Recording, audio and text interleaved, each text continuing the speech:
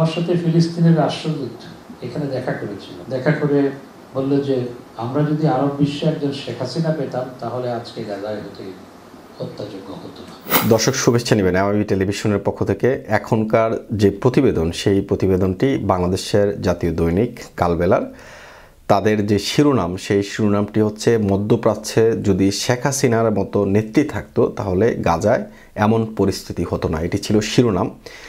আমরা জানি গাজার বর্তমান পরিস্থিতি কি। ইসরায়েল এবং গাজার যুদ্ধ সংঘাতের পর থেকে এখনও পর্যন্ত সর্বশেষ যে সংখ্যা, সেই সংখ্যা হচ্ছে 34,000 বেসামরিক নাগরিকের মৃত্যু হয়েছে গাজায়। সংবাদে যেটা বলছে, বাংলাদেশে নিযুক্ত ফিলিস্তিনের রাষ্ট্রদূত ইউসুফ এস.ওয়াই রামাদান বলেছেন, মধ্যপ্রাচ্যে যদি শেখ হাসিনার মতো কেউ থাকতো তাহলে গাজায় এই ধরনের পরিস্থিতি হতো না। শুক্রবার 19 এপ্রিল অর্থাৎ আজ পররাষ্ট্র মন্ত্রণালয়ের অডিটোরিয়ামে কয়েকটি বইয়ের মোড়ক উন্মোচন অনুষ্ঠানে একথা জানান পররাষ্ট্রমন্ত্রী ডক্টর হাসান মাহমুদ।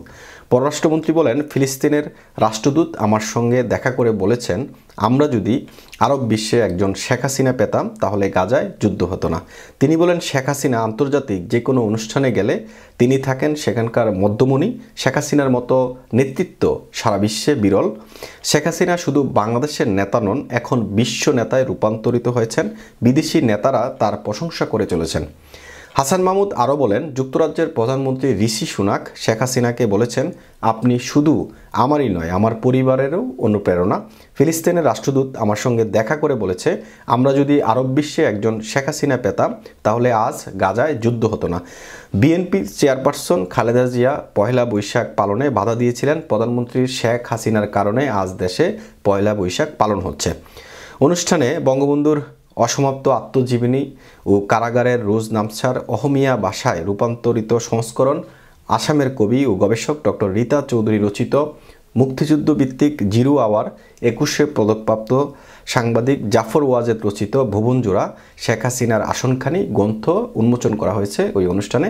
এবং এই অনুষ্ঠানে তিনি এই বক্তব্য আসলে প্রদান করেছেন। যদিও এই বক্তব্যটি হচ্ছে ফিলিস্তিনের রাষ্ট্রদূতের, তার কাছে ডক্টর হাসান মাহমুদ মাননীয় পররাষ্ট্রমন্ত্রী তার কাছে এই কথাটা বলেছে ফিলিস্তিনের যিনি রাষ্ট্রদূত আছেন বাংলাদেশে, ইউসুফ এস.ওয়াই রামাদান। তিনি বলেছেন, যদি মধ্যপ্রাচ্যে একজন শেখ হাসিনার মতো নেত্রী থাকতো তাহলে গাজায় যুদ্ধ পরিস্থিতি হতো না।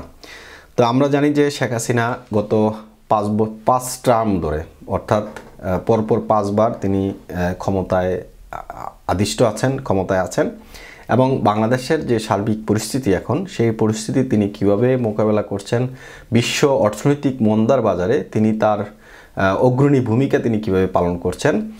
আর এখানে যে বক্তব্য, সেই বক্তব্য হচ্ছে যে ফিলিস্তিনের রাষ্ট্রদূত তিনি বলেছেন, মধ্যপ্রাচ্যে শেখ হাসিনার মতো একজন নেত্রী থাকলে তাহলে গাজায় এমন পরিস্থিতি হতো না। এই বিষয়ে আপনাদের যদি কোনো মন্তব্য থাকে তাহলে মন্তব্যের ঘরে আপনারা মন্তব্য করতে পারেন। এমআইবি সংবাদ ও সংবাদ সংশ্লিষ্ট অনুষ্ঠান দেখতে ভিজিট করুন www.mibtelevision.tv ও facebook.com/mibtelevision.tv এবং সাবস্ক্রাইব করুন youtube.com/mibtelevision এ। এমআইবি টেলিভিশন, সত্য খবর, সঠিক খবর।